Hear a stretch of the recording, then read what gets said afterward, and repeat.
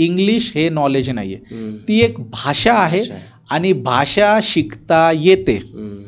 Okay, याच्याबद्दल positive गोष्ट काय, नॉलेजचं असेल तर गोष्ट वेगळी, ती एक भाषा आहे, हम्म. भाषा शिकता येते सर. हम्म. बरोबर. आणि तीच आपल्या येस इन्फोटेकमध्ये आपण टेक्निकल सोबत डेली स्टुडंटला शिकवतो. बर. सो फक्त बेसिक ग्रामॅटिकल सेंट, आणि याच्यामध्ये पण पुढची गोष्ट, जे कुठले विद्यार्थी पालक हा पाहतायत ना, मी तुम्हाला सांगतो की तुम्हाला 100% इंग्लिश येत आहे. तुमच्या आयुष्याचं उदाहरण देऊन कसं, हम्म. ग्रॅज्युएट झालेला स्टुडंट आहे, प्रत्येक सेमिस्टरचा त्याने 100 मार्काचा किंवा जो काय मार्काचा पेपर आहे तो कशामध्ये लिहिला आहे सर, इंग्लिश. इंग्लिशमध्ये लिहिला आहे. ओके, बरं, म्हणजे त्याला रिटन इंग्लिश येत आहे.